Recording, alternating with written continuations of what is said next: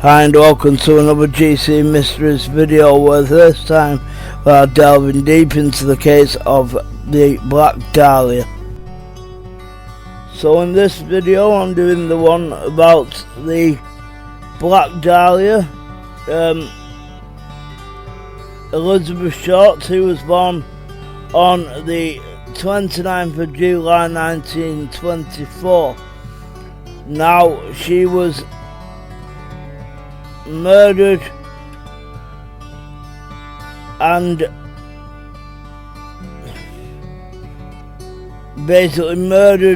mutilated and bisected at the waist on the 15th of January 1947. Now, she was an American woman who was found murdered in the Limert Park neighborhood of Los Angeles, California. Her case became highly publicized due to the graphic or gruesome nature of the crime that was inflicted upon her. Now, a native of Boston, Short spent her early life in Medford, Massachusetts and Florida before relocating to California, where her father lived. It is commonly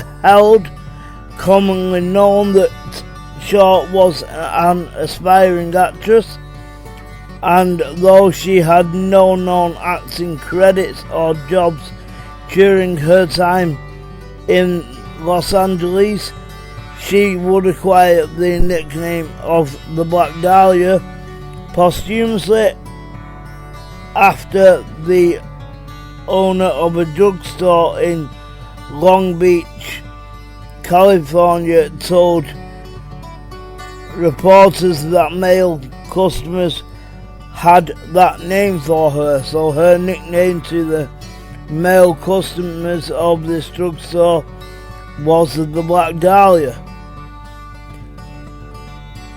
And as a result of that, newspapers of the period often nicknamed particularly lurid crimes,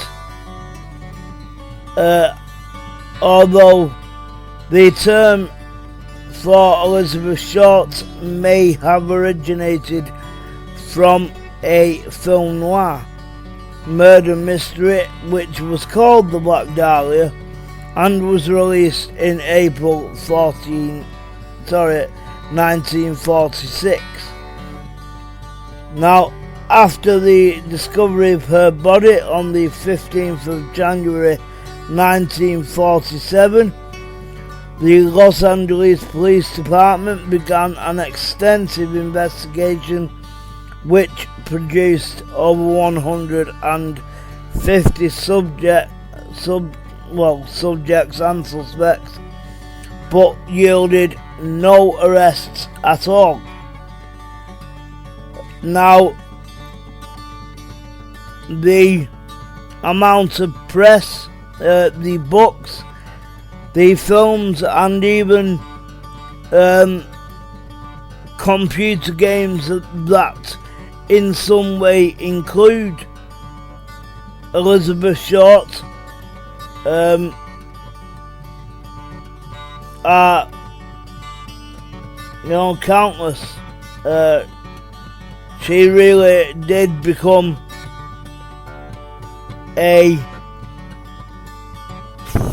she became famous, but not for a reason that anyone wants to be famous for. Now,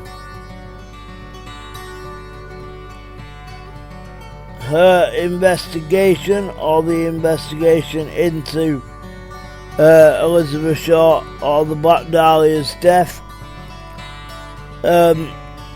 was that on the 21st of January 1947, a person claiming to be Elizabeth Short's killer placed a phone call to the office of James Richardson, who at that time was the editor of the the Examiner, congratulating Richardson on the newspaper's coverage of the case and states he planned on eventually turning himself in, but not before allowing police to pursue him further. Additionally, the caller told Richardson to expect some souvenirs of Beth Short in the mail. Now, I have seen this many times where people will, for some reason that I and any other rational thinking person won't understand, is that they will either confess to a crime that they never did, or they will just walk into the police department or the police station and say, you know that crime there, I did it. Makes no sense to someone who's rational, to someone who's a straight thinking person. It makes no sense at all, but it does to them. And it does to them because they've either got a mental health issue, or they get their 5 minutes of fame, thinking to themselves, well, if I say I did this, everyone's going to look at me. Gives me a little bit of fame. Now, one of the games that in fact features the case of Elizabeth Short is LA Noire. Now, that game was brought out on PlayStation 3 and PlayStation 4. I'm not too sure about the Xbox consoles, although I would assume that they were brought out on that as well. But that's one game that I was really into at the time that it came out.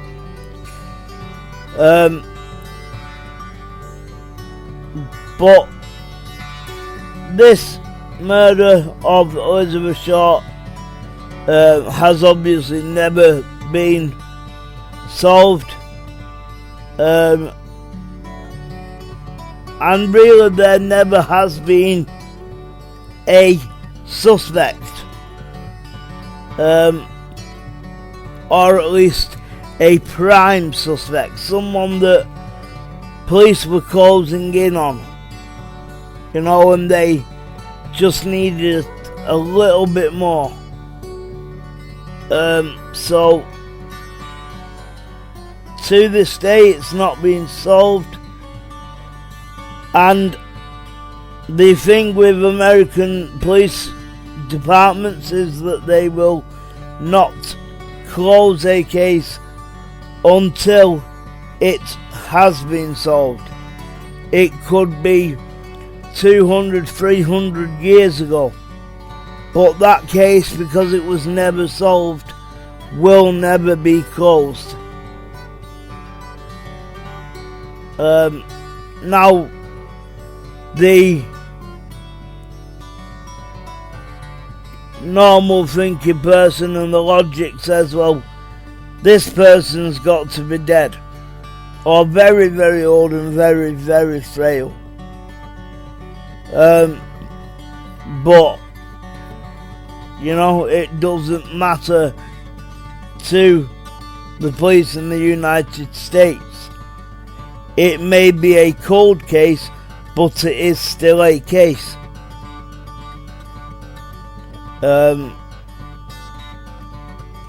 Now, I'm not sure if that's a good thing or a bad thing, because that, of course, leaves the officers haunting themselves with that case that isn't solved.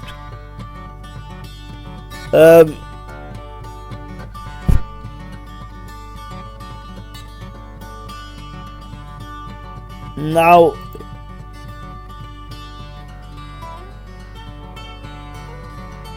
another reason that she was supposedly given the nickname the Black Dahlia was that other popular circulated rumours claim that the media crafted the name due to shorts adorning her hair with Dahlia. And according to the FBI official website, she received the first part of the nickname from the press for her rumored penchant for sheer black clothes.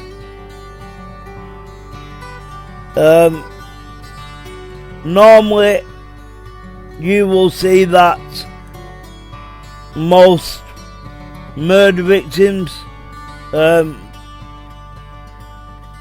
either they will have a name that is dubbed to them by the press, or the murderer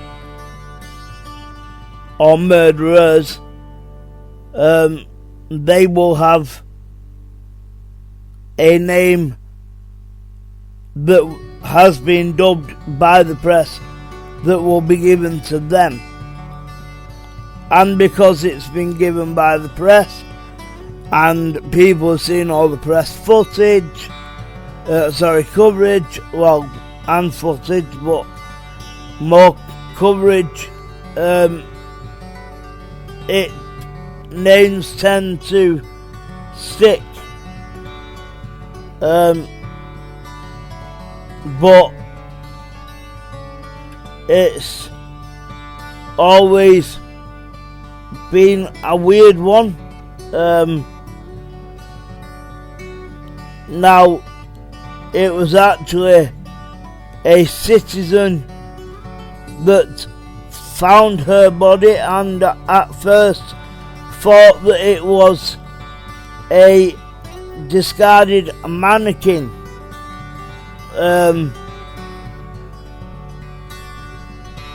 Purely because, her body was cut in half, and so they thought that it was a mannequin, and not only because her body was cut in half, but because her body had been cut in half, all of the blood that was in her body beforehand all drained out, and so it was more like a pallid white, rather than how a normal alive or even dead human looks like. But she was naked, and her corpse was found by a local resident, as I just mentioned. Now, she was called Betty Berzinger. Unfortunately, though, she had a 3-year-old daughter with her at the time. So I'm hoping that traumatic scene didn't stay with the child, but traumatic scenes more than likely do. But if you want to learn more about the Black Dahlia, you can by searching the Black Dahlia or Elizabeth Short, and you will find out a lot. There's a lot actually on her death due to the gruesome and graphic nature of it. So if you want to learn more, search them. Thank you for watching this GC Mysteries video. If you liked it, please like, subscribe and click the notification bell. If you can, support us on Patreon at patreon.com/GC Mysteries. See us on Facebook and Twitter, GC Mysteries, and bye bye for now.